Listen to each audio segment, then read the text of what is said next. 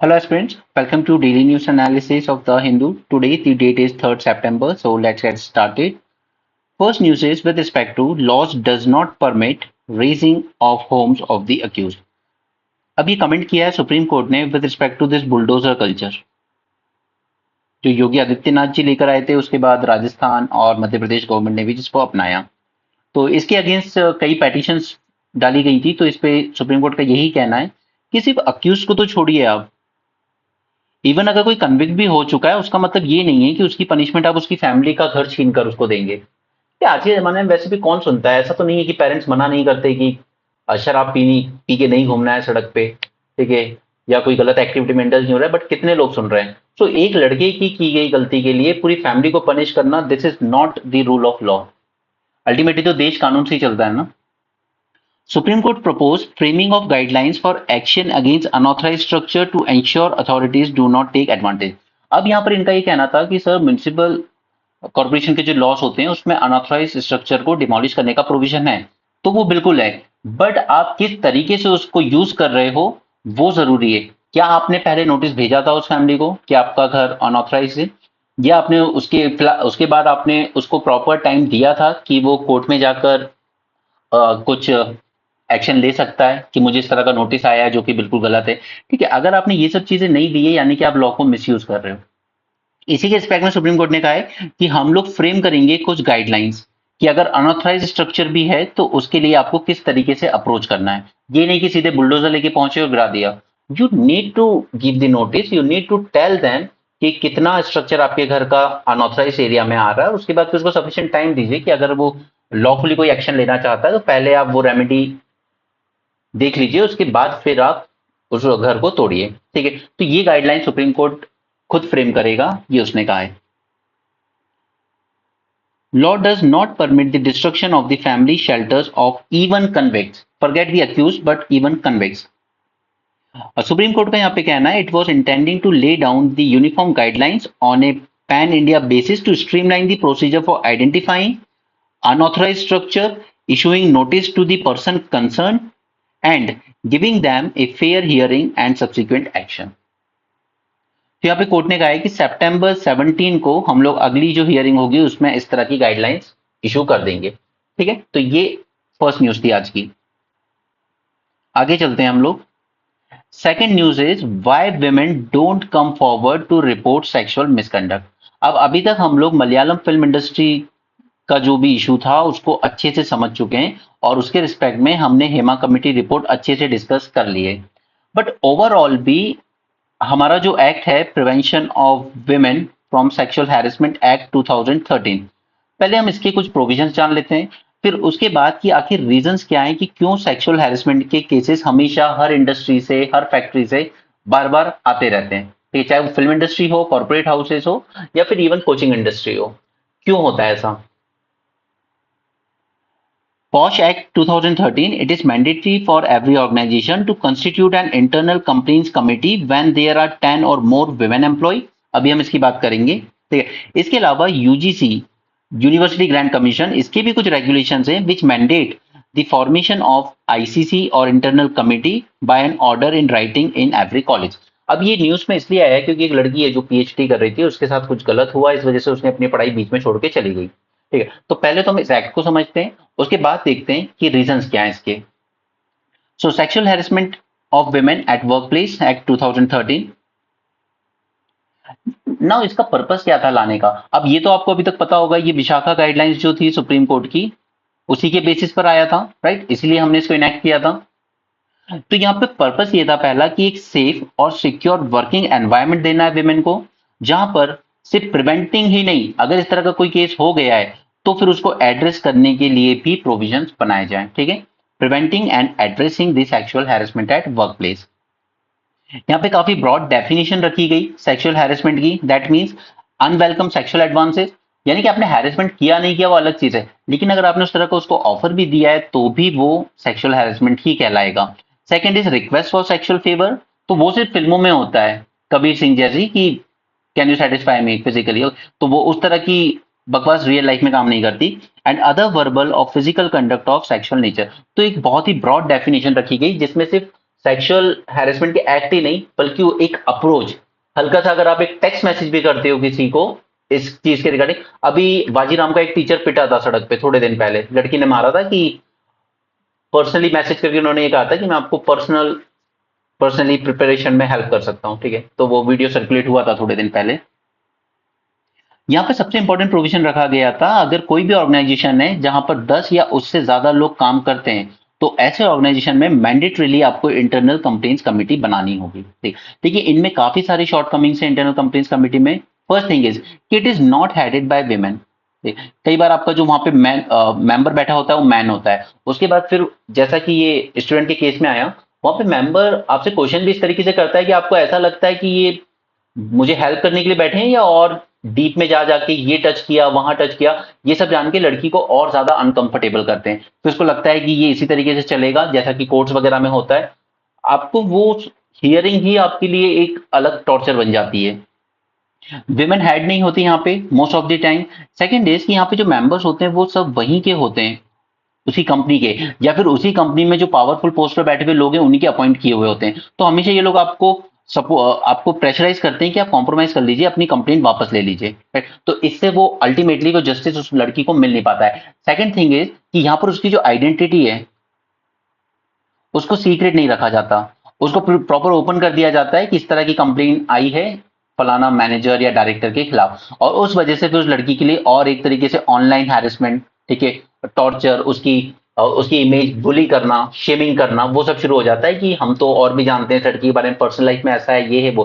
Personal life में क्या है that is her personal matter, but the thing is कि कोई भी उसको अनफेवरेबल, जब तक वो उस चीज के लिए एग्री नहीं है, आप इस तरह के सेक्सुअल फेवर उसे ऑफर नहीं कर सकते, ठीक है। सो आईसीसी में ये सारे 4-5 इश्यूज हैं जिस वजह से ये उतना सक्सेसफुली नहीं हो पाया है। अब उन फैक्ट्रीज या कंपनीज की बात कर लेते हैं यहाँ पे 10 से कम लोग काम करते हैं, जैसे एक छोटा कोचिंग सेंटर, ठीक है। तो ऐसे में आपको एक लोकल कंप्लेंट्स कमेटी बनानी होगी, यानी कि जैसे एक पूरी कोचिंग इंडस्ट्री है यहाँ करोल बाग में, तो एक कोचिंग, दो कोचिंग, तीन कोचिंग, चार कोचिंग, पांच, ठीक है, सब लोग में 10 से कम वर्कर काम कर रहे हैं, लेकिन ये सब मिलकर एक लोकल कंप्लेंट कमेटी जरूर बनाएंगे ताकि इनमें से कहीं भी किसी भी लड़की को दिक्कत हो तो वो इस एलसीसी में आके कंप्लेन कर सकती है, for organisation with fewer than 10 employees and for cases where ICC is not available.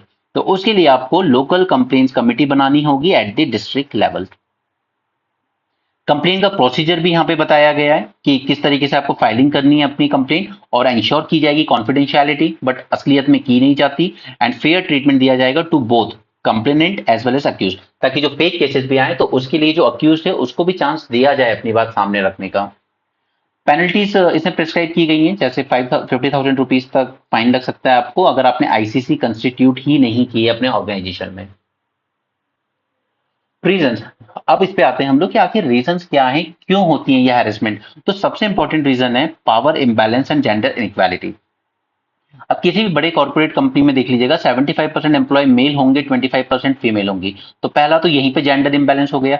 दूसरा, इस कंपनी में जो पावरफुल पोस्ट पर बैठे होंगे वो मोस्टली मोस्टली मेल ही होते हैं, राइट। तो ये जो power imbalance and gender equality है ये एक तो लड़की को और ज्यादा वल्नरेबल कर देती है। Second is there lack of awareness and training. अब यहाँ पर खुद नेशनल कमीशन ऑफ विमेन बोलता है कि ये जो आईसीसी वगैरह बना दी जाती है ऑर्गेनाइजेशन में, बट उनके पास वो ट्रेनिंग ही नहीं है कि हमें इस तरह के केसेस हैंडल किस तरह करने हैं, right. They lack the proper training on sexual harassment and this lack of awareness about the legal rights as well as procedure. अब जो वर्क कर रही है उन्हें भी अपने लीगल राइट अगर वो पता भी है तो एटलीस्ट उन्हें ये प्रोसीजर नहीं पता है कि एग्जैक्टली किस तरीके से हमें इस केस में आगे बढ़ना है, ठीक है। So the effective prevention and handling of the harassment cases, इसके प्रति उतनी अवेयरनेस नहीं है। Second is इनएडिक्वेट implementation of law. काफी लोगों ने आईसीसी बनाई ही नहीं है कंपनीज में। जैसे एक सर्वे बताता है हमें कि करीब 59% ऑफ ऑर्गेनाइजेशन ऐसे हैं which have not established the required ICC. Next is effectiveness of ICC. अब ये इफेक्टिव नहीं है उतनी ज्यादा because first is poor confidentiality, ठीक है। आप जो कंप्लेन करने आएंगे उसकी कॉन्फिडेंशियलिटी मेंटेन नहीं करते। सेम टाइम आप खुद ही बायस होते हो क्योंकि आपको अपॉइंट तो वही कर रही है ना कंपनी, तो आप कंपनी की इमेज बचाने में लगे रहते हो रादर देन जो विक्टिम है उसको जस्टिस देने की बजाय, ठीक है। And interference from the powerful individual. अब जो बड़ी बड़ी पावरफुल पोस्ट पे बैठे होते हैं किसी ऑर्गेनाइजेशन में वो हमेशा यही कोशिश करते हैं कि चलो हो भी गया तो सामने वाले को प्रेशराइज करो कि ठीक है, भूल जाओ, अब कॉम्प्रोमाइज कर लो। This weakens the complaint and resolution process, ठीक है, तो ये उतनी इफेक्टिव नहीं रही है। Next is fear of retaliation. जैसा कि कैरल फिल्म इंडस्ट्री में ये जो एक्ट्रेस थी पार्वती, इन्होंने कहा कि जब मैंने ये कंप्लेंट फाइल की तो उसके बाद मुझे ऑनलाइन रेप थ्रेट्स आने लगे, मुझे ड्रॉप कर दिया गया फिल्म रोल्स वगैरह से। ठीक है, तो एक तरह का और नया हैरेसमेंट आपके खिलाफ शुरू हो जाता है। आज भी होता है ना कि आप कुछ कीजिए और फिर देखिए आप ऑनलाइन लोग आपको ट्रोल करना शुरू कर दे। Trolling is nothing but a form of harassment only. Cultural and social social norm. अब हमारे यहाँ कल्चरल और सोशल नॉर्म्स जो है ऐसे हैं, वो डाउन प्ले करते हैं इस पूरे को कि ठीक है, अगर बोल भी दिया तो क्या हो गया, कुछ जब कुछ कर तो नहीं दिया ना, सिर्फ बोले ही है ना। तो ये जो कल्चरल एंड सोशल नॉर्म्स हैं, ये भी और ज्यादा मुश्किल बना देते हैं विक्टिम के लिए जस्टिस सीख करना। Next is lack of basic facilities and safety measures. तो अब हमने फिल्म इंडस्ट्री की बात की थी मलयालम, तो हमने कहा था आउटडोर शूटिंग, इनफॉर्मल जॉब्स जब ये होती हैं तो वहां पर प्रॉपर टॉयलेट्स नहीं होते, सेपरेट रेस्ट रूम नहीं होता वुमेन्स के लिए, तो ऐसे में हैरेसमेंट के चांसेस ज्यादा बढ़ जाते हैं। जैसे भारत जोड़ो यात्रा जब हुई थी तब कांग्रेस की एक प्रवक्ता है जो बीजेपी ज्वाइन कर चुकी है, उन्होंने कहा था कि रात को कांग्रेस की कुछ लोग शराब पी के मेरे गेट पे आके नॉक करने लगे थे इन होटल रूम। राइट, तो इस तरह की चीजें होती हैं जब भी आप पब्लिक प्लेस में होते हैं। न्यूज रिपोर्टर जो है उनका काम क्या है, फील्ड वर्क में जाके काम करना। जो सर्वे करते हैं अलग अलग, उनका काम भी फील्ड में जाके काम करना है। तो जब भी फील्ड में काम करने की बात होती है तो विमेन और ज्यादा वल्नरेबल हो जाती है फॉर हैरेसमेंट। तो इसके लिए क्या क्या मेजर्स लिए गए हैं अभी तक और क्या लिए जा सकते हैं?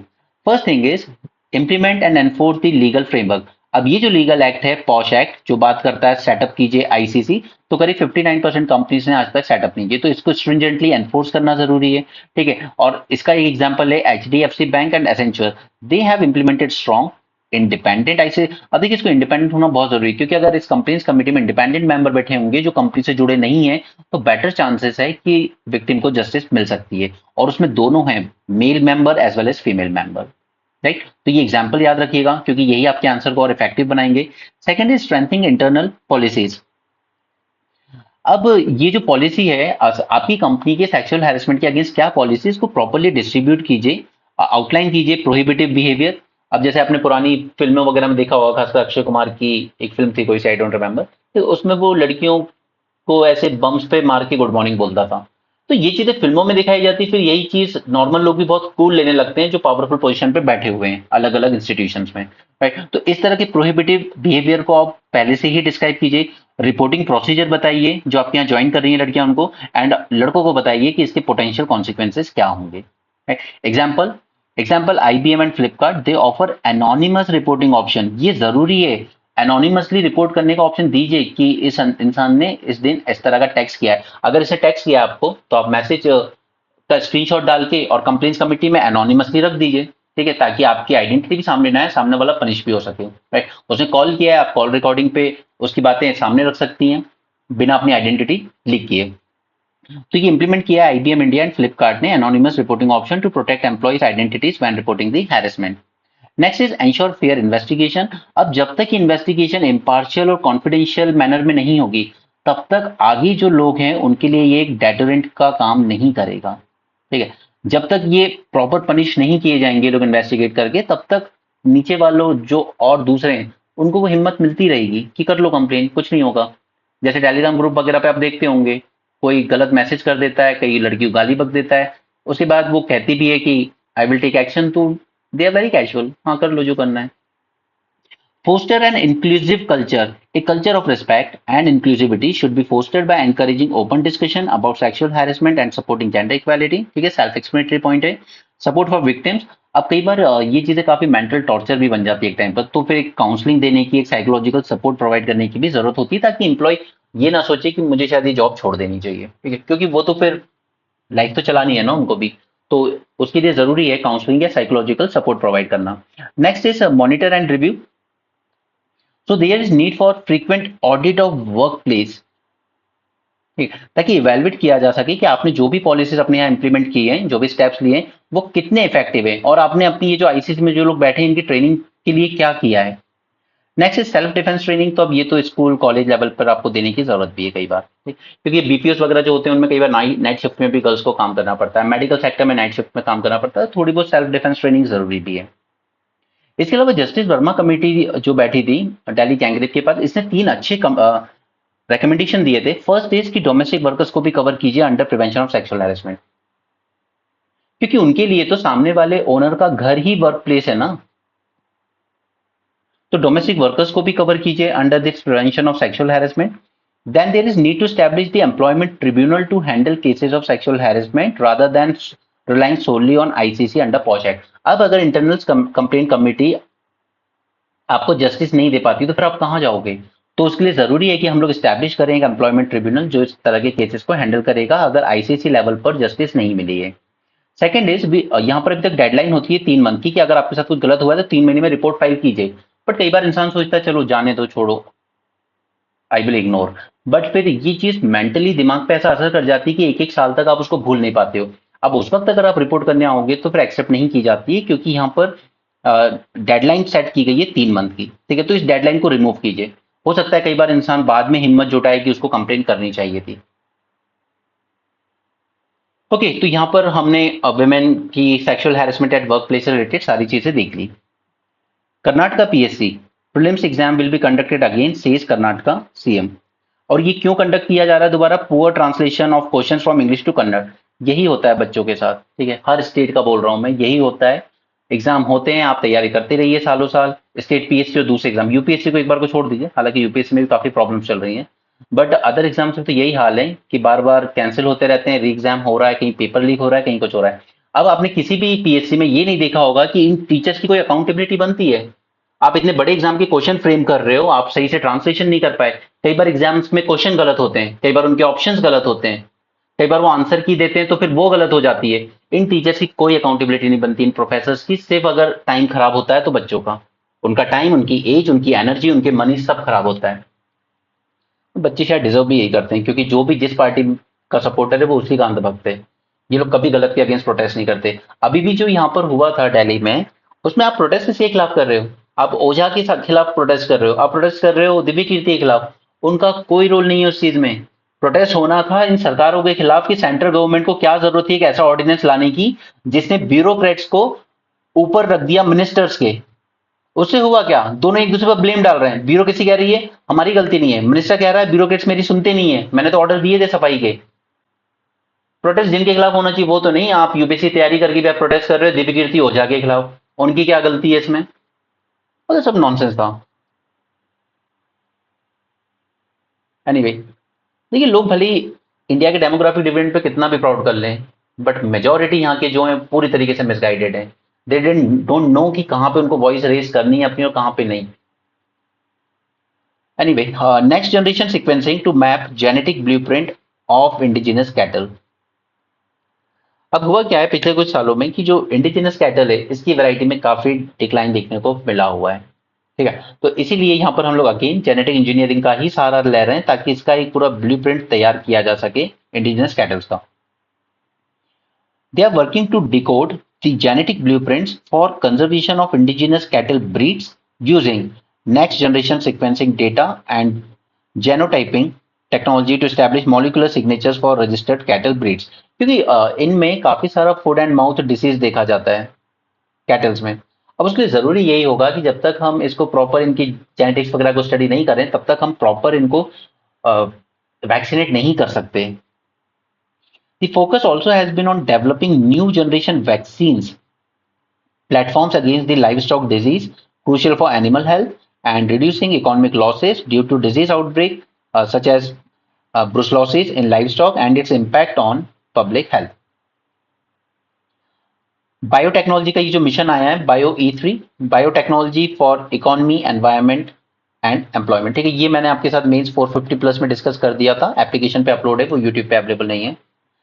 This bio E3 policy to boost bio manufacturing in through biotechnological intervention. तो यहाँ पे पूरा जो फोकस है वो इस चीज पर है कि हम ट्रांसफॉर्म कर सकें अपनी कंट्री की लाइफ स्टॉक बेस्ड इकोनॉमी को, सिर्फ फूड एंड फीड सिक्योरिटी के पॉइंट ऑफ व्यू से नहीं, बल्कि एनिमल की वैक्सीनेशन, उनके डायग्नोस्टिक्स और न्यू जनरेशन बायो मॉलिक्यूल्स के लिए भी। बायो स्कैफोल्ड्स, देखिए ये बनाए जाते हैं, इसका इसका मतलब होता है कि रिपेयरिंग द टिश्यूज। ठीक, और उसके वो जब तभी हम रिपेयर कर पाएंगे उनके टिश्यूज जब हम इनका पूरी जीन मैपिंग कर लेंगे। सो दिस बायोस्कैफोल्ड, एक तो ये टर्म्स याद रखिए, प्रीलिम्स में कई बार डायरेक्टली आ जाते हैं, फॉर रिपेयरिंग द टिश्यूज, ठीक है, both natural as well as 3D printed are being produced for cell or drug delivery, biobanking and using animal stem cells and rich scaffolds as various therapeutic intervention। तो ultimately पूरा गोल है कि कैसे हम genetic engineering के through cattle की health को better बना सकें, क्योंकि अल्टीमेटली कैटल की जो हेल्थ होती है वही इंसानों की हेल्थ पे इंपैक्ट करती है। कई बार इनके मिल्क के थ्रू दूसरी बीमारियां भी आ जाती हैं इंसानों में। नाउ प्राइम मिनिस्टर विजिट करने वाले हैं ब्रुनेई एंड सिंगापुर। तो इनका रोल क्या है? सबसे पहला रोल तो ये है कि ये दोनों आसियान कंट्रीज हैं, ठीक है। सिंगापुर हमारे लिए सबसे बड़ा मदद कर सकता है ट्रेड एंड टेक्नोलॉजी में। क्यों? क्योंकि ट्रेड में सबसे ज्यादा एफडीआई सिंगापुर से आती है हमें, ठीक है। टेक्नोलॉजी में सिंगापुर काफी आगे है, जो कि हमें हेल्प कर सकता है इन सेमीकंडक्टर, राइट। ब्रुनेई हमारे लिए क्या कर सकता है? ब्रुनेई हमारे साथ स्पेस कॉपरेशन कर सकता है, बिकॉज जब हम लोग ये सब लॉन्च करते हैं तो उसको ऑब्जर्व करने के लिए हमें स्टेशन बनाने होते हैं ग्राउंड लेवल पर। तो ब्रुनेई के साथ हमने एग्रीमेंट साइन किया था, जहां से हम लोग ये इस तरह के स्टेशन बनाने वाले थे, ठीक है। बस इतना ही रोल है इन दोनों कंट्रीज का हमारे लिए। ब्रुनेई की कैपिटल है बंदे सैरी बेगवन। एमओयू साइन किया था हमने ब्रुनेई के साथ स्पेस कॉपरेशन पे, और सिंगापुर के साथ हमने 4 एग्रीमेंट साइन किए जाएंगे, 1 on semiconductor, second on digital cooperation, third on health care and skilling. ये आसियान मेंबर कंट्रीज है। आसियान इंडिया के बारे में हम लोग कभी मेंस में डिटेल में डिस्कस करेंगे, मेंस के टाइम अब भी करने का कोई सेंस नहीं बनता, तो उसको अपडेट करना पड़ेगा आप लोग को बार बार। Singapore is India 6th largest trading partner and its largest in ASEAN region, ठीक है। ये सिंगल लार्जेस्ट सोर्स है हमारे लिए एफडीआई का। एक्चुअली वो होता है इंडिया का ही पैसा है, ब्लैक मनी, वो घूम फिर के सिंगापुर से वापस इंडिया आ जाता है। इंडिया ने 2009 में साइन किया था आसियान के साथ ट्रेड इन गुड्स एग्रीमेंट, ठीक है, ताकि टैरिफ वगैरह रिड्यूस किए जाएंगे, इसलिए यहाँ पे ट्रेड बढ़ा है दोनों कंट्रीज का। ब्रुनेई की सिर्फ लोकेशन बहुत अच्छी है, स्ट्रेटेजिकली लोकेटेड है in the centre of Indo Pacific circle, ठीक। और एक चीज अच्छी है कि ये काफी मॉडरेट रिलीजियस पॉलिसी फॉलो करते हैं, हालांकि है तो इस्लामिक कंट्री वो भी। हम लोग ब्रुनेई से ऑयल इंपोर्ट करते थे पहले, लेकिन फिर जब रशिया से हमें सस्ता मिलने लगा तो हमने ब्रुनेई से इंपोर्ट करना कम कर दिया। लेकिन अब हम लोग बोल रहे हैं कि हम लोग इंक्रीज करेंगे वापस से अपना एलएनजी का इंटेक फ्रॉम ब्रुनेई, क्योंकि कुछ तो देना पड़ेगा ना उसको। हम अगर उसको अपना मार्केट नहीं देंगे तो फिर क्या करेंगे? So earlier agreement allow India to operate a ground station to help its space launches and satellite operations, and in return India assist Brunei in space research and training of their scientist. और Modi ji first prime minister होंगे जो bilateral visit ले रहे हैं Brunei में, वरना कोई जाना ही पसंद नहीं करता था। अब मुझे आपको यहाँ पे इसके रिस्पेक्ट में जो बातें बतानी है वो ये है। फर्स्ट इज ब्रुनेई है कहाँ? ये रहा। देखिए यहाँ पर इस पूरे में आप ये जो छोटा सा ब्लू कलर देख रहे हैं ना, बस इतना ही है ब्रुनेई। बाकी ये जो आप ऑरेंजिश कलर में दे रहे हैं वो मलेशिया का पार्ट है, और बाकी जो पर्पल कलर में है वो पूरा इंडोनेशिया का पार्ट है, ठीक है। ब्रुनेई ये छोटा सा ही है, बस इतना ही ब्लू कलर का, राइट। अब इसमें सबसे इंपॉर्टेंट 2 चीजें हैं, इनको ध्यान से देख लीजिए। इंडोनेशिया हमारे लिए क्यों इंपॉर्टेंट है? ये है स्ट्रेट ऑफ मलाका, राइट। अब इंडोनेशिया का जो सबसे एक्सट्रीम नॉर्थ एरिया है उसको कहते हैं सवांग पोर्ट, और उसके सबसे क्लोज है हमारा इंदिरा पॉइंट, हालांकि जो कि आधा डूब गया था सुनामी में। लेकिन आप ये देखिए कि दोनों कितने क्लोज हैं, इसलिए। और अंडमान निकोबार में ही हमारा एक पूरा थिएटर है, मतलब ट्राइलेटरल सर्विस कमांड, जो आज मैं थिएटराइजेशन आपको पढ़ाऊंगा, ठीक है। यानी कि इंडिया की नेवी भी यहाँ खड़ी है, इंडोनेशिया की यहाँ खड़ी है, और ये पूरा स्ट्रेट ऑफ मलाका जो है वो एक तरह का चोक पॉइंट है चाइना के लिए।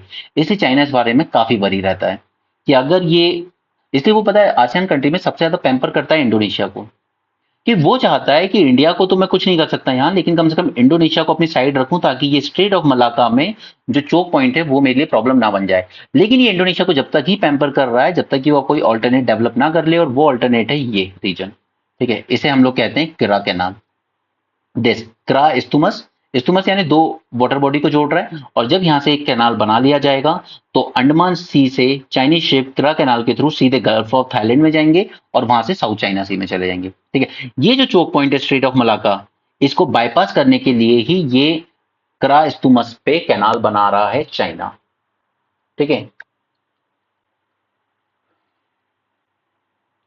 First joint theatre conference to push for theatre command. अब थिएटर कमांड क्या है ये मुझे आपको पढ़ाना है आज। सबसे पहला इसके न्यूज की बात कर लेते हैं। India is planning to set up 4 more joint logistic nodes. जो न्यू आएंगे वो बनेंगे लेह, सिलीगुड़ी, सुलूर एंड प्रयागराज में। ऑलरेडी थ्री एग्जिस्टिंग नोड है मुंबई, गुवाहाटी एंड पोर्ट ब्लेयर में। इनका मोस्टली काम है पूरा इंडियन डिफेंस फोर्सेस की जो लॉजिस्टिक्स है उसको हैंडल करना। नेक्स्ट इज, काफी टाइम से बात की जा रही थी थिएटर कमांड्स के लिए, तो अब एक ब्रॉड कंसेंसस बन चुका है कि 3 थिएटर कमांड बनाए जाएंगे। First is western, Pakistan border के लिए, पूरी बॉर्डर के लिए एक ही थिएटर बनाया जाएगा और एक ही कमांडर होगा।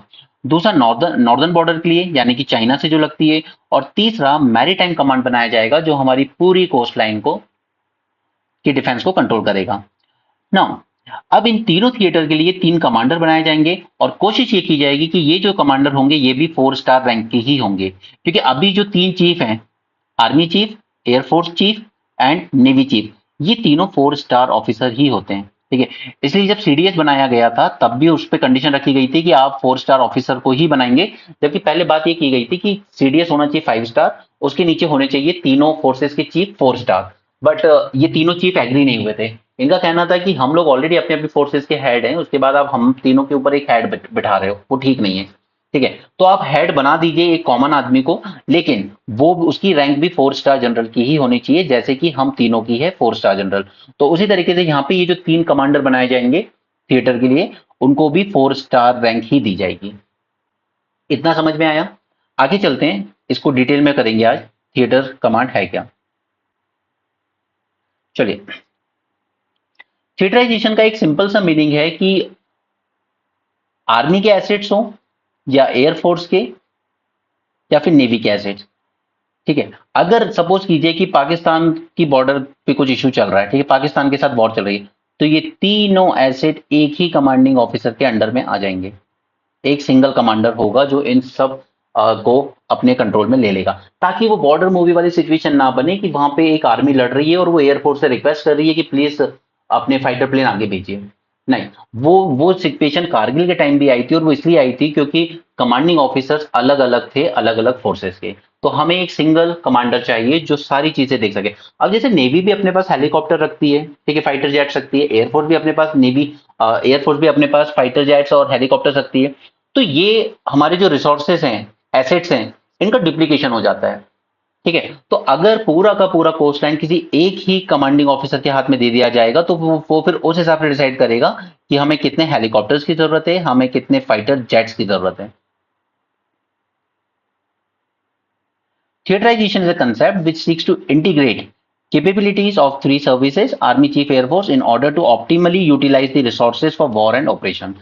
ठीक है, ऑप्टिमम यूटिलाइजेशन करना है रिसोर्सेज का, और ये सब कंट्री का है। जैसे इंडिया के साथ जो बॉर्डर शेयर करता है चाइना, वो पूरा का पूरा वेस्टर्न कमांड है उसका, सिंगल कमांडिंग ऑफिसर के अंडर में, पूरा लद्दाख से लेके अरुणाचल तक। उसी तरह यूएसए ने अपने कमांड थिएटर बना रखे हैं। जैसे वेस्ट एशिया में जितनी कंट्रीज के साथ इशू चल रहा है, इराक वगैरह सब, ठीक है, वो एक ही कमांडर के अंडर में वहां पे यूएसए का पूरा operation, West Asia theatre command कहते हैं उसे, ठीक है, वो एक ही कमांडिंग ऑफिसर के अंडर में।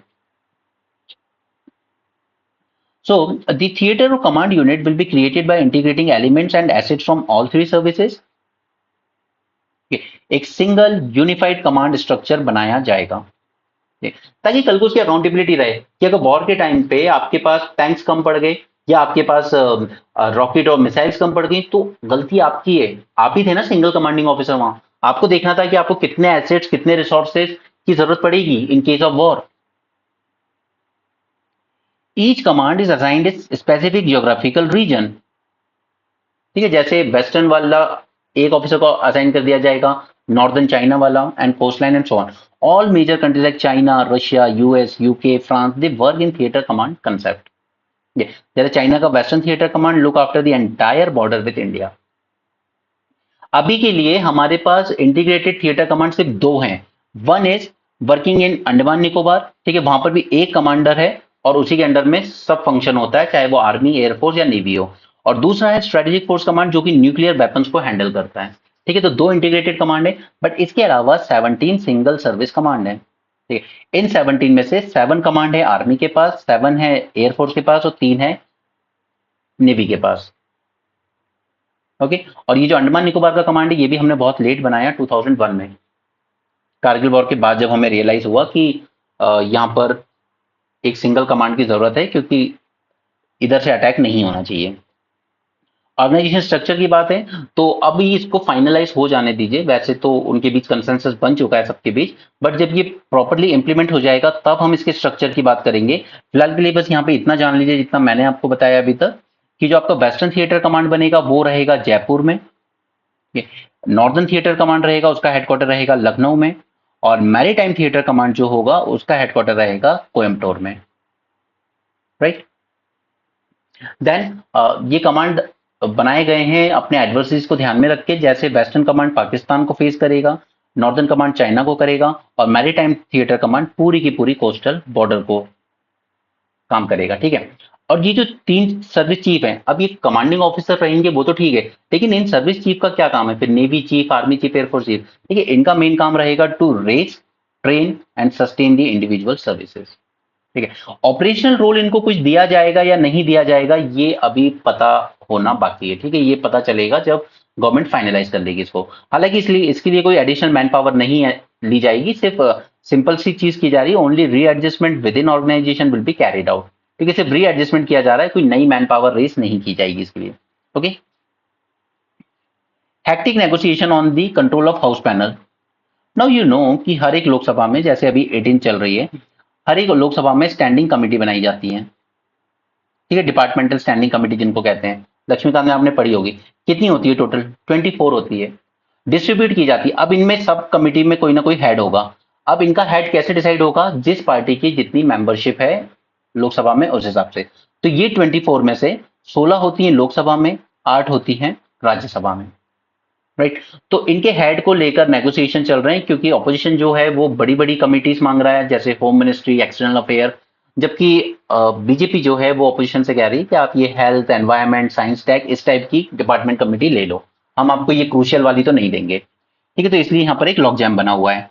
24 डिपार्टमेंटल रिलेटेड स्टैंडिंग कमिटीज, 16 इन लोकसभा, 8 इन राज्यसभा, ठीक है। और इनके हेड डिसाइड किए जाते हैं बाय जितनी सीट जिसके पास होती है। जैसे कांग्रेस के पास जितनी सीट है वो करीब 4 कमिटीज को हेड कर सकता है 99 सीट्स में, ठीक है। उसी तरीके से समाजवादी पार्टी एक को हेड करेगी, डीएमके एक को हेड करेगी, टीएमसी एक को हेड करेगी। तो 7 सीट्स जो कमिटीज हैं 7, उनके हेड अपोजिशन होंगे इस बार, और बाकी जो बच गई उसकी खुद बीजेपी होगी।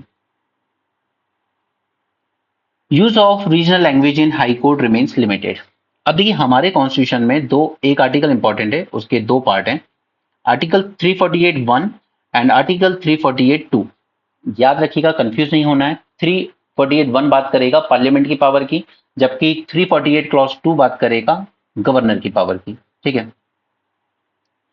This Article 348 Clause 1, it mandate that all proceedings in the Supreme Court and High Court be conducted in English unless Parliament decides otherwise.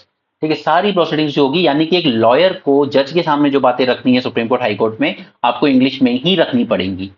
This is one thing. Second, हालांकि इसी आर्टिकल का क्लॉज 2 कहता है it allows the governor of a state to authorise the use of Hindi और any other official language in the state's high court provided the president give his consent, right। तो ये article के दोनों clause याद रखिएगा। Clause 1 कह रहा है कि आपको इंग्लिश ही यूज करनी है जब तक कि पार्लियामेंट अलाउड ना कर दे सुप्रीम कोर्ट और हाई कोर्ट में, जबकि क्लॉज 2 कह रहा है कि गवर्नर चाहे तो परमिशन दे सकता है हिंदी या कोई और ऑफिशियल लैंग्वेज उस स्टेट की, जैसे कश्मीर की उर्दू है, उसको कंसेंट दिया जा सकता है हाई कोर्ट में यूज करने में, लेकिन गवर्नर को भी पहले प्रेसिडेंट से परमिशन लेनी होगी। तो ये दोनों क्लॉज याद रखिएगा। हालांकि यहाँ पे जो सर्विस इसमें निकल के आया है कि use of regional language in high court remains limited, जजेस अलाउ नहीं कर रहे। अब आप समझिए कि तमिलनाडु से गए हुए एक जज बैठे हुए थे मणिपुर हाई कोर्ट में, जब उन्होंने रिजर्वेशन को लेकर जजमेंट दिया और मणिपुर में लड़ाइयां शुरू हुई, ठीक है। अब ये तमिलनाडु के जज जब यहाँ बैठे थे, तो ऑब्वियस सी बात है कि उनकी लैंग्वेज या तो इंग्लिश होगी या तमिल होगी, वो हिंदी या दूसरी लैंग्वेज समझेंगे नहीं, ठीक है। तो यहाँ के जो लॉयर्स होंगे वो उतनी आसानी से अपनी बात नहीं रख पाएंगे, ठीक है, उनको इंग्लिश में ही बात करनी होगी। तो ये बार काउंसिल का हमेशा से रहा है कि आप रीजनल लैंग्वेज और हिंदी जो भी है हमारी उसको अलाउ कीजिए, ताकि हम अपनी बात बेटर रख पाए। हम नहीं रख पा रहे इंग्लिश में, इस चक्कर में हमारे करियर में प्रोग्रेस नहीं हो पा रही उतनी अच्छी। एक तरफ तो आप कहते हो हम हायर एजुकेशन कराएंगे हिंदी में और रीजनल लैंग्वेज में, दूसरी तरफ आप जब हाई कोर्ट सुप्रीम कोर्ट में प्रैक्टिस करने की बात आ रही है तो लॉयर को कह रहे हो कि नहीं आप सिर्फ इंग्लिश में बोल सकते हो। ठीक ये तो कॉन्ट्रडिक्शन है पॉलिसीज में गवर्नमेंट की। In a growing movement to make justice accessible, lawyers and experts are increasingly advocating for use of regional language in high court proceedings where English remains the official language. Total 25 high courts in India में, but only 4 high court allowed to use Hindi. That is MP, Rajasthan, UP and Bihar. सिर्फ यहाँ पे Hindi allow की गई है, ठीक है, by governor after consent from president. But इसमें सबसे बड़ा कंसर्न यही आता है कि इम्पैक्ट ऑन जजेस and lawyers who are not proficient in regional language. तो अब यार ऐसा है तो फिर ऐसे तो आईएएस आईपीएस भी इंडिया लेवल पे रिक्रूट होते हैं, फिर वो अलग अलग स्टेट में सर्विस करने जाते हैं जो उनकी लोकल लैंग्वेज नहीं है, बट वो कर रहे हैं ना, फिर भी तो करना चाहिए अलाउ तो। Anyway, cabinet okay 7 scheme for farmers. अब यहाँ पे कैबिनेट ने 7 स्कीम्स लेकर आया है फार्मर्स के लिए। फर्स्ट है इसमें डिजिटल एग्रीकल्चर मिशन, ठीक है, डैम, इसके अंडर में 3 स्कीम्स रहेंगी। First AgriStack, second Krishi decision support system and third one is soil profile mapping. इसके अलावा बाकी की स्कीम्स कौन सी हैं? तो सेकंड स्कीम है crop science for food and nutritional security के लिए, थर्ड है हमारा एग्रीकल्चर एजुकेशन के लिए, फोर्थ है लाइव स्टॉक हेल्थ के लिए, फिफ्थ है sustainable development of horticulture, sixth is for कृषि विज्ञान केंद्र को स्ट्रेंथन करने के लिए एंड सेवंथ इज रिसोर्स, सो जो हमारे नेचुरल रिसोर्स हैं उनके मैनेजमेंट के लिए। ठीक है, तो ये 7 स्कीम्स लेकर आए हैं। अब ये जो स्कीम आई है डिजिटल एग्रीकल्चर मिशन, इसके 3 कंपोनेंट हैं। First is agristack, that is it will function as a registry of farmers, village land maps and the crops, ठीक है, उसका काम देखेगा agristack. Second Krishi decision support, यानी कि यहाँ पे आपको एडवाइजेस दी जाएंगी to create a comprehensive geospatial setting to unify remote sensing based information on your crop, your soil, weather and water resources. And third में सॉइल मैपिंग की जाएगी, आपको प्रॉपर एक प्रोफाइल तैयार किए करके दिया जाएगा इंडिया की सॉइल का, that is 142 million hectares of agriculture land को। ठीक है, तो ये 3 पार्ट हैं डिजिटल एग्रीकल्चर मिशन के। बाकी ये सब जो स्कीम है बाकी की जो बच गई, ये काम एक फोकस करेगी न्यूट्रिशनल सिक्योरिटी पे, इसके लिए फंड दिया गया है। दूसरा एग्रीकल्चर के एजुकेशन के लिए, ताकि जो एग्रीकल्चर यूनिवर्सिटीज में स्टूडेंट्स वगैरह हैं, रिसर्चर्स हैं, और वो जो चैलेंजेस फेस कर रहे हैं उस पर वर्क किया जाए। एक sustainable health of our livestock, ठीक है, जैसे फुट एंड माउथ डिजीज वगैरह होते हैं। सेकेंड इज हॉर्टिकल्चर पे फोकस करेगी, हॉर्टिकल्चर यानी जैसे हमारे रूट, ट्यूबर, बुलबॉस, हॉर्टिकल्चर क्रॉप्स। कृषि विज्ञान केंद्र को स्ट्रेंथन करने के लिए एक, और दूसरा नेचुरल रिसोर्स मैनेजमेंट के लिए। ठीक है, तो ये 7 स्कीम्स लेकर आए टोटल फॉर फार्मर्स।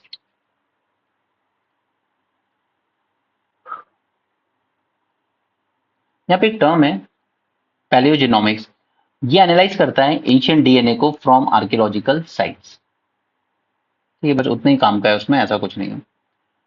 तो यहाँ पे क्या कर रहे हैं साइंटिस्ट लोग, cocoa tree grows about 20 degree north and south of the equator, और इसको जरूरत होती है warm weather and abundant rain की। अब चॉकलेट्स की डिमांड बहुत ज्यादा बढ़ रही है वर्ल्ड ओवर, बट उसका जो प्रोडक्शन है वो उतना ज्यादा नहीं बढ़ रहा है, क्योंकि ये सिर्फ 20 डिग्री नॉर्थ साउथ इक्वेटर में ही हो सकता है, मोस्टली अफ्रीकन कंट्रीज में ही होता है।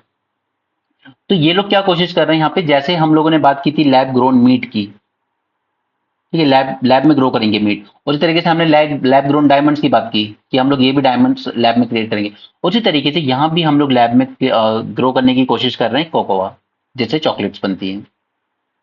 Growing cocoa from cell cultures at a facility and it puts cocoa bean cells in a vat with sugar water so they reproduce quickly and reach maturity in just a week rather than 6 to 8 months। अगर naturally grow होंगे तो 6 to 8 months लेते हैं, but अगर आप lab में grow कर रहे हो तो जस्ट 1 हफ्ते में ये ग्रो हो जाएगा, और इसे ज्यादा वाटर की भी जरूरत नहीं पड़ती और ना ही ज्यादा लेबर की, because climate change is expected to dry out the land under the additional heat.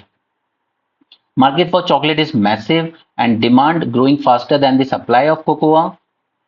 3/4 of the world's cocoa is grown in West and Central Africa, but only 4% is consumed there. सबसे ज्यादा consume Europe में ही होती है। ठीक है, तो जिस तरीके से हमने चिकन मीट वगैरह को लैब में ग्रो करना शुरू कर दिया, उसी तरीके से इसको भी लैब में ग्रो करने की कोशिश की जा रही है। यहाँ पर बात हो रही है चाइना अफ्रीका फोरम की। अब देखिए, हम भी इंडिया अफ्रीका फोरम करते हैं और चाइना भी अफ्रीका फोरम करता है, बट दोनों के अप्रोच में बहुत ज्यादा फर्क है। फाइनेंशियली मसल्स चाइना के पास बहुत ज्यादा है, उसने एक बार इनको अफ्रीकन कंट्रीज को डोनेट किए थे $60 बिलियन, डोनेट नहीं किए थे, मतलब in the form of loans वगैरह सैंक्शन किए थे, जबकि उसी साल इंडिया कर पाया था सिर्फ $10 बिलियन तक की मदद। तो वैसी बात है, अफ्रीका किधर ज्यादा पसंद करेगा, चाइना की तरफ। ठीक है, अब यहाँ पर एक सबसे बड़ी प्रॉब्लम ये आती है कि चाइना इन्वेस्टमेंट करता है but mostly in the form of loan. ठीक है, और फिर वो अल्टीमेटली डेट बन जाता है। आज अफ्रीका का ऑलमोस्ट 13% जो डेट है वो चाइना ओन कर रहा है। ठीक है, अब यहाँ पे और यही चीज है जो चाइना की स्ट्रेटेजिक पॉलिसी को भी डिसाइड करता है कि चाइना ऐसे में हर कंट्री में जब भी सिविल वॉर या ऐसी चीजें आती है तो वो उनको फेवर करता है जो ऑटोक्रेट नेचर के हैं। ऑटोक्रेट नेचर के रूलर्स को चाइना ज्यादा पसंद क्यों करता है? क्योंकि फिर वो एक सिंगल पॉइंट बन जाते हैं कि हमें अपना ये प्रोजेक्ट इन्वेस्ट करना है, जस्ट गिव द क्लियरेंस। अब अगर 10,000 करोड़ का इन्वेस्ट करने जा रहा है वहां पे चाइना, तो 1-2% वहां के लीडर्स को देता है, और क्योंकि वो ऑटोक्रेटिक नेचर के हैं तो फिर वो क्या करेंगे, वो वहां पे रह रहे जो भी ट्राइब्स लोग हैं उनको फोर्सफुली वहां से इवैक्यूएट करना शुरू कर देते हैं। ह्यूमन राइट जैसा कुछ नहीं रह जाता, फोर्सफुल इवैक्यूएशन हो जाता है। कंपेंसेशन भी आप उतना अच्छा नहीं देते उन लोगों को, उनकी लाइवलीहुड पूरी डिस्टर्ब हो जाती है। जैसे काफी सारे चाइनीज प्रोजेक्ट की वजह से जो अफ्रीकन में कोस्टल कंट्रीज हैं उनमें फिशिंग कम्युनिटी पूरी डिस्टर्ब हुई है।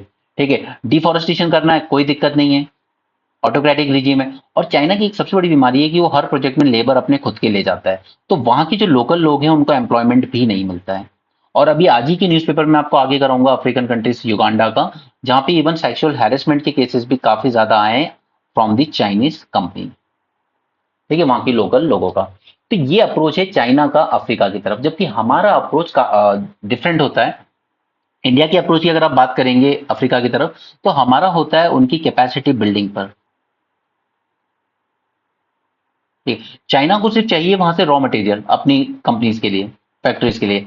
इंडिया का ऐसा नहीं है। इंडिया कहता है कि रॉ मटेरियल हम लोग साइन करते हैं, साथ में रॉ मटेरियल एक्सट्रैक्ट करते हैं, उसके बाद हम आप ही की कैपेसिटी डेवलप करेंगे इसको प्रोसेस करने की, प्रोसेसिंग कैपेसिटी। इससे क्या होगा कि अल्टीमेटली फिर आप, अब जैसे अगर हम एग्रीकल्चर सीधे रॉ मटेरियल भेजेंगे तो कुछ नहीं मिलेगा, कीमत कम मिलेगी। लेकिन उसको प्रोसेसिंग करके कुछ एक प्रोडक्ट बना के भेजेगी अफ्रीका, तो उसको ज्यादा अच्छी अर्निंग होगी। ठीक है, तो प्रोसेसिंग वगैरह करने में हम उनकी मदद करते हैं, हम उनको प्लांट सेटअप करते हैं, इससे उन्हीं के लोकल लोगों को एम्प्लॉयमेंट मिलता है। राइट, ये इंडिया का अप्रोच रहा है अफ्रीका की तरफ शुरू से। जबकि चाइना का रहा है कि हमें बस आपसे रॉ मटेरियल चाहिए, आप बताइए इन्वेस्ट कितना करना है। और इसीलिए वो ऑटोक्रेटिक रिजिम्स को ज्यादा फेवर करता है, जबकि इंडिया सपोर्ट करता है डेमोक्रेटिक रिजिम्स को। ठीक है, which respect for the land right of the local people. अगर कोई प्रोजेक्ट आ रहा है तो एटलीस्ट वहां पे उनको फेयरली कंपेंसेट किया जाए, उनको वहां से मूव करने से पहले। हमने वहां पर क्या खोला, हमने तंजानिया के जंजीबार में क्या खोला, हमने आईआईटी का कैंपस खोला, ताकि आप लोग खुद पढ़िए, आप लोग खुद उतने काबिल बनिए कि कल को जब इंजीनियरिंग कोई प्रोजेक्ट यहाँ पे आए तो आप ही के लोगों को एम्प्लॉयमेंट मिले। वरना हम अपने यहाँ से इंजीनियर्स भेज देंगे, उससे आपका कोई सस्टेनेबल नहीं रह पाओगे आप लोग। ठीक है, तो ये अप्रोच है अफ्रीका की तरफ दोनों का। अब यहाँ पर हुआ क्या है कि इंडिया ने काफी टाइम से डिले कर रहा है अफ्रीका इंडिया समिट होस्ट करना, क्योंकि चाइना का इंटरफेरेंस इतना है कि हमें भी लगता है कि जब इनके रूलर्स और सबको उधर ही जाना है चाइना के पास, तो फिर हम लोग क्यों इन्वेस्ट करें। दूसरा, चाइना अफ्रीका फोरम होने जा रहा है सितंबर में, तो इससे रिलेटेड कुछ बातें कर लेते हैं। फर्स्ट, फिलहाल के लिए अभी काफी सारे चैलेंजेस चल रहे हैं अफ्रीका में। मोस्ट इंपॉर्टेंटली हाई इन्फ्लेशन, जियो पॉलिटिकल इंस्टेबिलिटी, जैसे कल मैंने आपको सूडान के बारे में पढ़ाया था। ठीक है, और हैवी डेट बर्डन। ये तीन मेजर प्रॉब्लम है इस वक्त अफ्रीकन कॉन्टिनेंट की। बट इसके लिए यहाँ पर अफ्रीका को जो करने की जरूरत है, don't let China decide the agenda of the meeting, rather Africa should set its own agenda and take greater ownership of its strategic direction. ये नहीं कि चाइना जिस तरफ चला रहा है उस तरफ चलेंगे, एजेंडा वो सेट कर रहा है। You need to decide the agenda, you need to take the greater ownership of strategic direction. Right, second is कि अफ्रीका के पास सबसे बड़ी प्रॉब्लम ये है अभी कि उसको ना तो नॉलेज है ज्यादा और ना ही एक्सपर्टीज है उसके पास। चाइना के पास दोनों है। ठीक है, तो वो जब बोलता है कि मैं आपके यहाँ इतना इन्वेस्ट कर रहा हूँ, ये लोग एग्री कर जाते हैं बिना उसके एग्जैक्ट कॉन्सिक्वेंसेस को एनालाइज किए। Right, so there is a great deficit of knowledge as well as expertise between Africa and China. These African governments need to better understand China and its working to engage more effectively in the negotiation.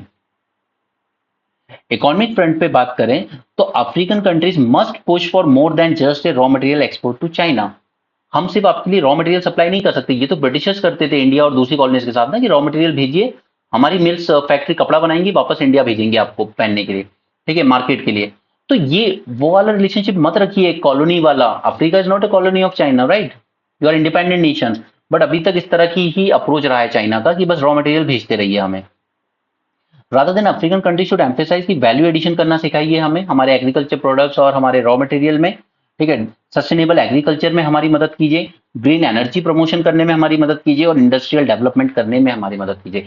इन 4 चीजों को emphasise करना चाहिए Africa को towards China, rather than being just a raw material supplier. Okay, the need for better agriculture practices, including processing and climate resilience, is critical.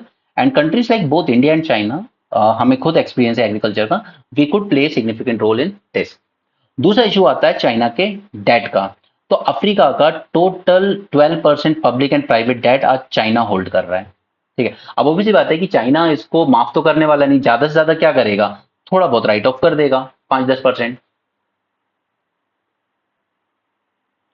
India की तरफ से अगर बात करें तो इंडिया को अब जरूरत है कि प्लीज आप इंडिया अफ्रीका फोरम समिट को होल्ड कीजिए, ठीक है। ऑलरेडी काफी डिले किया जा चुका है। And India could support African industrialisation, promote higher value added investment and encourage private sector participation through innovative financing solution, ठीक है। हमारा इंडिया का डिजिटल स्टैक है, UPI, Aadhaar and all those things, तो ये सब हम चाइना के अफ्रीकन कंट्रीज के साथ शेयर कर सकते हैं।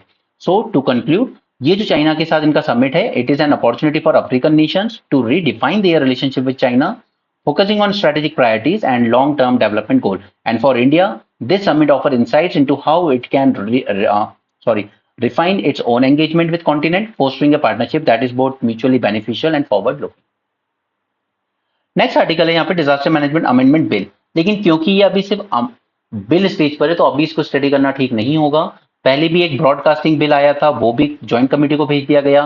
वक्फ अमेंडमेंट बिल आया था, वो भी ज्वाइंट कमेटी को चला गया है। तो डिजास्टर मैनेजमेंट बिल भी एटलीस्ट पास हो जाने दीजिए पहले, उसके अमेंडमेंट, उसके बाद हम इसको डिस्कस कर लेंगे, ठीक है। बाकी यहाँ पर जो इन लोगों ने कंसर्न रेज किए इन दोनों ने, वो यही है कि इस डिजास्टर मैनेजमेंट एक्ट के बारे में वैसे ही ऑलरेडी एक क्रिटिसिज्म होता है सबसे ज्यादा कि यहाँ पे ओवर सेंट्रलाइजेशन है, सारी पावर सेंटर ने अपने पास रखी है, ठीक है। और दूसरा कि सेंटर ही डिसाइड करता है कि किसको हम लोग डिजास्टर की डेफिनेशन में रखेंगे, राइट। जैसे पंजाब में हीट वेव आई, उन्होंने कहा हीट वेव को आप डिजास्टर मानिए और हमें कंपेंसेट कीजिए। सेंटर ने कहा नहीं, डिजास्टर की डेफिनेशन में नहीं आता हीट वेव, ठीक है। तो इसकी डेफिनेशन ब्रॉड करने की जरूरत है। दूसरा, आप फंड रिलीज नहीं करते हो, जैसे अभी वायनाड में देखा गया। तो already there is over centralisation in this disaster management act, और उसके बाद अब जो आप अमेंडमेंट ला रहे हो उससे और ज्यादा सेंट्रलाइजेशन बढ़ने वाला है, ठीक है। The further centralisation of an already heavily centralised disaster management 2005। अभी इसको डिस्कस करने की जरूरत नहीं है, जब ये पास हो जाएगा तो हम इसको इन डेप्थ डिस्कस कर लेंगे। ओके, आगे चलते हैं। यूएलआई, यूनिफाइड लैंडिंग इंटरफेस, ये मैं आपको पहले नोट्स भी दे चुका हूँ टेलीग्राम ग्रुप में, और मैंने इसके बारे में आपको बताया भी। जैसे यूपीआई है, वो पेमेंट इंटरफेस है, उसी तरीके से हम लोग यहाँ पे लैंडिंग प्रोसेस को इजी बनाने के लिए एक यूनिफाइड लैंडिंग इंटरफेस ला रहे हैं, ठीक है, ताकि इजिली लोन देने वाले बैंक्स वगैरह इजिली टारगेट कर सकें फार्मर्स एंड एमएसएमई बोरोवर्स को। अब इसमें क्या होगा, सबसे इंपॉर्टेंट है कंसेंट बेस्ड डिजिटल एक्सेस। अगर मैं बिजनेस कर रहा हूं, ठीक है, और मैं अपना कंसेंट देता हूं कि ठीक है, आप मेरी फाइनेंशियल डिटेल्स, यानी कि मेरा बिजनेस से कितना रेवेन्यू आ रहा है, राइट, मेरे पास कितना लैंड है, नॉन फाइनेंशियल डिटेल्स, मेरे पास लैंड कितना है उसकी वैल्यूएशन क्या है, मेरे पास हाउस है उसकी वैल्यूएशन क्या है। अगर मैं कंसेंट देता हूं कि आप ये सारी इन्फॉर्मेशन शेयर कर सकते हो सपोज किसी बैंक एसबीआई के साथ, ठीक है, तो एसबीआई मेरी ये इन्फॉर्मेशन देखेगा, फिर वो मुझे कॉल करेगा, सर आपको लोन चाहिए क्या, ठीक है, क्योंकि उन्हें लगता है कि मेरी क्रेडिट वर्दीनेस है। तो यहां पर consent based digital access provide किया जाएगा लैंडर्स को, ताकि वो डिसाइड कर सकें कि यार ये आदमी वर्थ है, अगर इसको लोन की जरूरत है तो हम पूछ लेते हैं एक बार, राइट। यहां पे मेरा financial and non financial data दोनों रखा जाएगा, obviously after my consent. Second is common and standardise API. अब देखिए, किसी भी चीज को बनाने में, जैसे यूपीआई बनाया गया तो उसमें यूज की जाती है एप्लीकेशन प्रोग्रामिंग इंटरफेस, लेकिन इसको बिल्कुल ओपन रखा जाता है। ओपन का मतलब ये है कि आप किसी को भी, जैसे सभी बैंकों ने फिर इसके बाद अपनी खुद की पे ऐप निकाल दी यूपीआई प्लेटफॉर्म पे बेस्ड, ठीक है। It is just like plug and play. जैसे क्लास प्लस ऐप है, ठीक है, क्लास प्लस ऐप पे क्या है कि मैंने बस उसका सब्सक्रिप्शन लिया, पे किया और मुझे एक्सेस मिल गया, मैंने मेरी ऐप लॉन्च हो गई, अब मैं बस अपना कोर्स लॉन्च कर सकता हूँ। इट्स नॉट लाइक कि ऐप या वेबसाइट बनवानी है मुझे तो उसको बनाने में 1-2 हफ्ते लगेंगे, तो वो उसके लिए पूरा सब कुछ सेटअप किया जाएगा, वो नहीं होता है, ठीक है। उसी तरीके से ये ओपन एपीआई पे काम करता है, और यही 2022 में यूपीएससी ने आपसे क्वेश्चन पूछा था, कोविन प्लेटफॉर्म एंड अदर्स, कि ये सब में से कौन ओपन ओपन एपीआई पे वर्क करता है, राइट। तो ये जो यूएलआई आ रहा है ये भी ओपन एपीआई पे ही वर्क करेगा, इतना याद रखिएगा। बेनिफिट क्या होंगे, frictionless credit, easily credit available हो पाएगा, अप्रेजल टाइम कम हो जाएगा, सारी इन्फॉर्मेशन ऑलरेडी वहां रखी है, बैंक डिसाइड कर सकता है, सेंट्रलाइज डेटा एक्सेस एक बन जाएगा। ओके, एग्रीकल्चर एमएसएमई वालों को लोन लेना इजी हो जाएगा। लेकिन ऐसा नहीं है कि लैंडिंग को इजी बनाने के लिए अभी कोशिश की गई है, पहले भी कोशिश की गई। जैसे सबसे पहले लेकर आए थे पब्लिक क्रेडिट रजिस्ट्री। ये भी एक सेंट्रलाइज डेटाबेस ही था जहां पे मेरी पूरी क्रेडिट इंफॉर्मेशन हिस्ट्री रखी जाती थी, ताकि जो लैंडर है वो इजीली देख सके मेरी क्रेडिट वर्दीनेस क्या है। तो पब्लिक क्रेडिट रजिस्ट्री लेकर आए थे।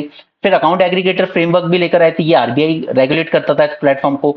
यहाँ पर भी जो कस्टमर है उसकी पूरी फाइनेंशियल इंफॉर्मेशन रखी जाती थी कि ये इनकम टैक्स कितना भरता है, ठीक है, इसके पास से जीएसटी कितना गया है, ठीक है, यानी इसकी सेल्स वगैरह कितनी हो रही है, ताकि जो लैंडर है वो इजीली डिसाइड कर सके कि उसको इस बंदे को लोन देना है या नहीं।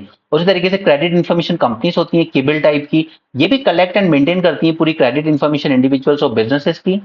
ट्रेड रिसीवेबल, देखिए ट्रेड क्या होता है कि अगर मेरी एमएसएमई है, छोटी सी कंपनी, ठीक है, मैंने सपोज कीजिए कि मैंने टाइल्स वगैरह सप्लाई कर दिए किसी रियल एस्टेट वाले को बिल्डिंग बनाने के लिए, तो वहां से मुझे अभी पेमेंट नहीं आई है, लेकिन पेमेंट आ जाएगी। तो मैं क्या करूंगा, एक रिसीट ले लूंगा और रिसीट को लगा दूंगा बैंक के पास कि देखिए मेरी इतनी सेल हुई है, पेमेंट आ जाएगी, आप मुझे अभी के लिए लोन दे दीजिए क्योंकि मुझे आगे और टाइल्स बनानी है।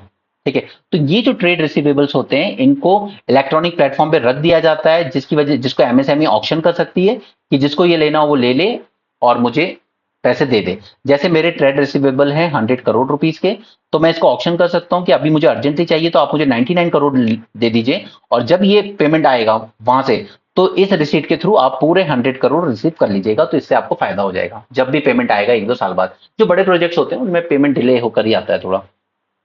दूसरा होता है peer to peer lending platform. अब जैसे लोग रिलेटिव्स, फ्रेंड्स या ये जो सोनार वगैरह होते हैं, ये लोग पर्सन टू पर्सन लोन देते हैं ना, बस उसी चीज को और फॉर्मलाइज करने के लिए हम लोग लेकर आए थे पीयर टू पीयर प्लेटफॉर्म्स, जैसे फेयर एंड लैंड बॉक्स। ये क्या करते हैं, ये अलाउ करते हैं एक इंडिविजुअल को दूसरे इंडिविजुअल को पैसे देना, थोड़ी बहुत अपने प्लेटफॉर्म फी रख लेते हैं। ठीक है, तो क्रेडिट को फैसिलिटेट करने के लिए ये सारे स्टेप भी पहले लिए गए थे। Do AI agents foretell the next wave of autonomy और लाइबिलिटी। अब यहाँ पे तीन तरह के एआई को देखिए, artificial intelligence. The next generation artificial intelligence assistants are called AI agents, यानी कि एआईए। ठीक है, दिस एआईए। जनरली हम लोग आर्टिफिशियल इंटेलिजेंस से बात करते हैं तो तीन तरह के होते हैं। फर्स्ट होते हैं रिएक्टिव। रिएक्टिव यानी कि जैसे हम कमांड देंगे बस उसी तरीके से वो रिएक्ट करेंगे। ठीक है, वो खुद का कोई दिमाग यूज नहीं कर रहे हैं, वो खुद कुछ सीख नहीं सकते। They respond to specific input और command. They follow predefined rules and perform tasks limited in scope and they lack the ability to adapt. ये अपने आप को अडेप्ट नहीं कर सकते, ये खुद से कुछ सीख नहीं सकते, ये होते हैं रिएक्टिव एजेंट्स, जैसा आप कमांड दोगे वैसे रिएक्ट करेंगे। सेकंड होते हैं लर्निंग एजेंट्स। इनमें यूज होता है मशीन लर्निंग, इसमें मैंने ऑलरेडी बहुत बड़ा लेक्चर दिया हुआ है पूरा, उसमें देख लेना। बट यहाँ पे ये मशीन लर्निंग के through they can learn from experience. अगर आप बार बार गूगल पे कुछ सर्च कर रहे हो यूपीएससी से रिलेटेड, यूपीएससी से रिलेटेड, तो उसके बाद जैसे सपोज करिए आप बार बार डाल रहे हो यूनिफाइड पेमेंट इंटरफेस यूपीएससी, इसके नोट्स दीजिए मुझे। आप कई दिन यूपीएससी रिलेटेड कुछ कुछ सर्च करते हो, उसके बाद आप कभी बाद में कमांड डालते हो कि now give me a note on unified lending interface ULI, तो वो ऑलरेडी आपको यूपीएससी से ही रिलेटेड जो कोचिंग्स हैं उन्हीं की वेबसाइट दिखा देगा कि इन्होंने नोट डाले हुए हैं इस टॉपिक के लिए, आप वहां से देख लीजिए। ठीक है, तो ये लर्न कर रहा है अपने एक्सपीरियंस से, एक पैटर्न को डिटेक्ट कर रहा है कि आप किस फील्ड से रिलेटेड चीजें सर्च कर रहे हो। क्या आप नीट से रिलेटेड सर्च कर रहे हो तो वो नीट वाले इंस्टीट्यूट के नोट्स दिखाना शुरू कर देगा। राइट, ये पैटर्न डिटेक्ट करता है, डेटा एनालिसिस करता है एंड इंप्रूव करता है अपनी परफॉर्मेंस को, इसे कहते हैं लर्निंग एजेंट। ये लर्न कर रहा है धीरे धीरे।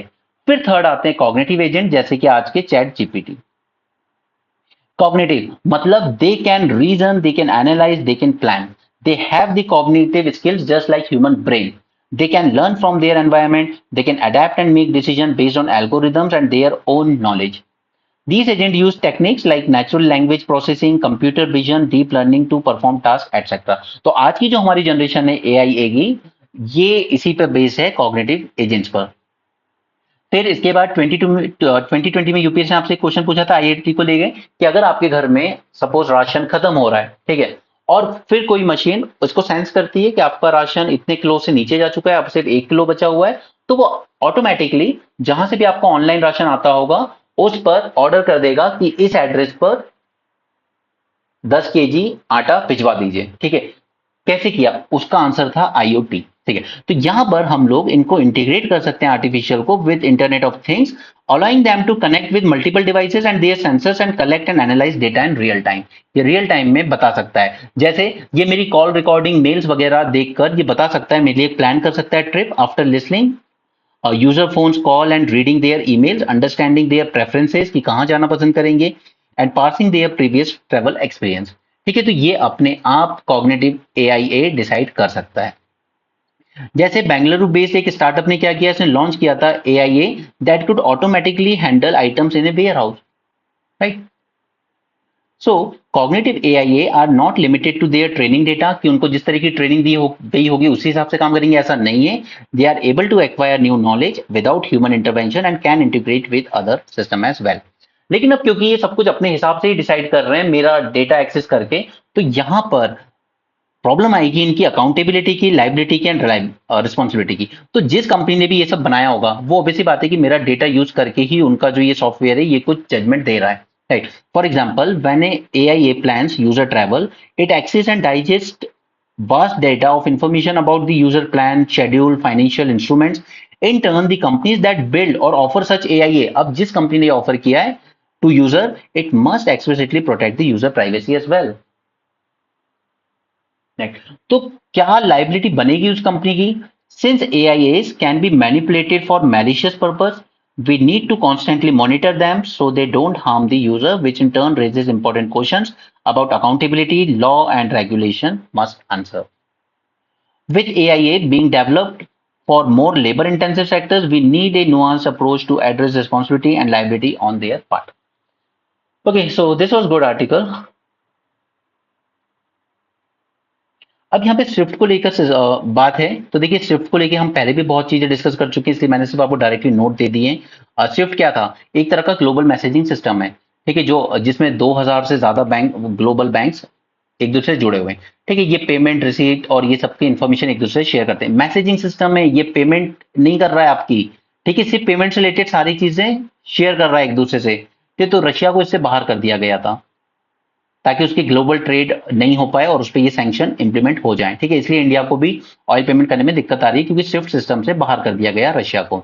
सेकेंड इज, इसी से ईरान और नॉर्थ कोरिया को भी ऑलरेडी बाहर किया गया है।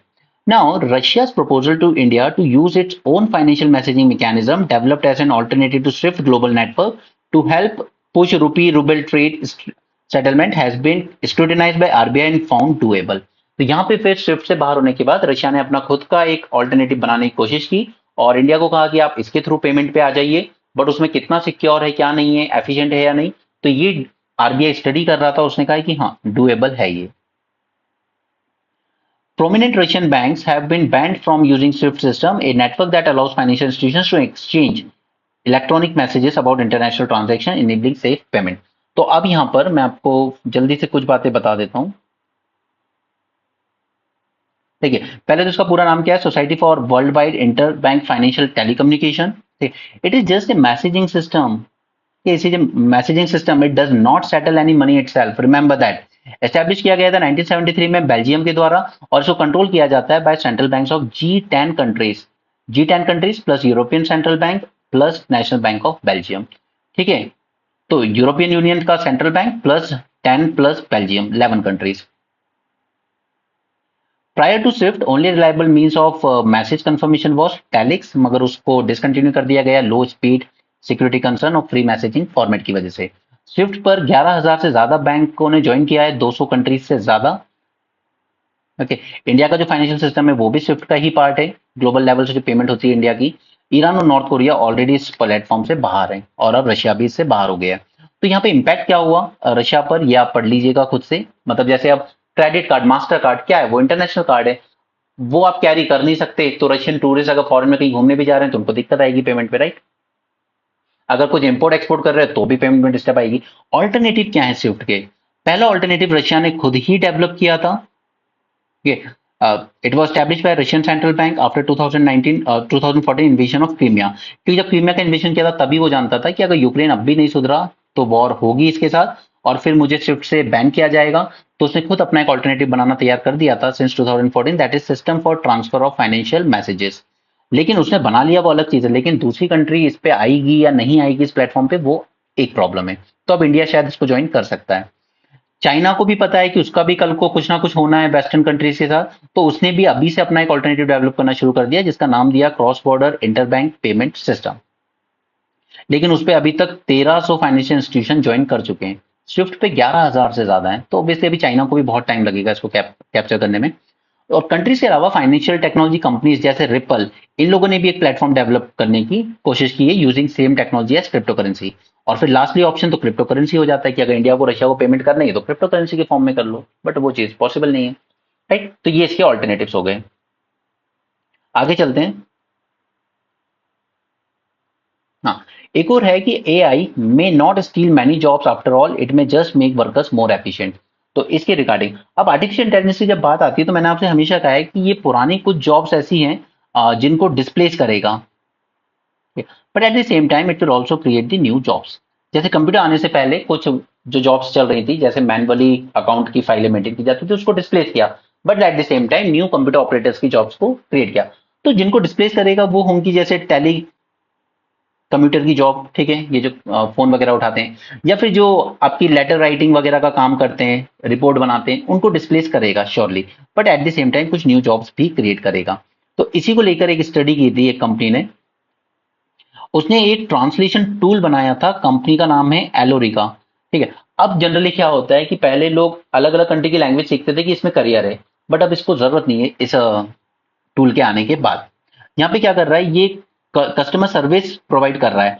अब जैसे मान लो कोई हिंदी में बात कर रहा है, तो वहां पर बैठे हुए ऐसे आदमी को नहीं रिक्रूट करना पड़ेगा कंपनी को जो हिंदी में बात कर सके कस्टमर से। No, it will just use this translation tool. This technology allows representatives to communicate with customers in 200 different languages and 75 dialects. यानी कि it is breaking down the language barrier and potentially streamlining the operation by reducing need for hiring multilingual staff. अब multilingual staff higher करने की जरूरत नहीं है, एक Spanish बोलने वाला आदमी भी हिंदी बोलने वाले कस्टमर को डील कर सकता है। Right, so yes there is fear for job cuts, but Alorica का एक्सपीरियंस ये दिखाता है कि this company is still hiring aggressively. ठीक है, वो ये टूल बनाने के बाद भी और हायरिंग कर रही है, तो उसका ये कहना है कि शायद ये जॉब किलर साबित नहीं होगा एआई। ये पुराने जो इंजन टेक्नोलॉजीज हुई थी डेवलप, जैसे steam engine, electricity, internet, internet आया, कंप्यूटर्स आए, जब लोगों ने यही कहा था, बीजेपी तो विरोध करती थी उस टाइम राजीव गांधी का, पार्लियामेंट के बाहर धरना देती थी, कंप्यूटर मत इंप्लीमेंट कीजिए बैंकिंग सेक्टर में, नहीं तो जॉब चली जाएगी लोगों की। बट किया, और आज सब कुछ चेंज हो गया उसके बाद। तो इनका यही कहना है that it is unlikely to lead mass unemployment.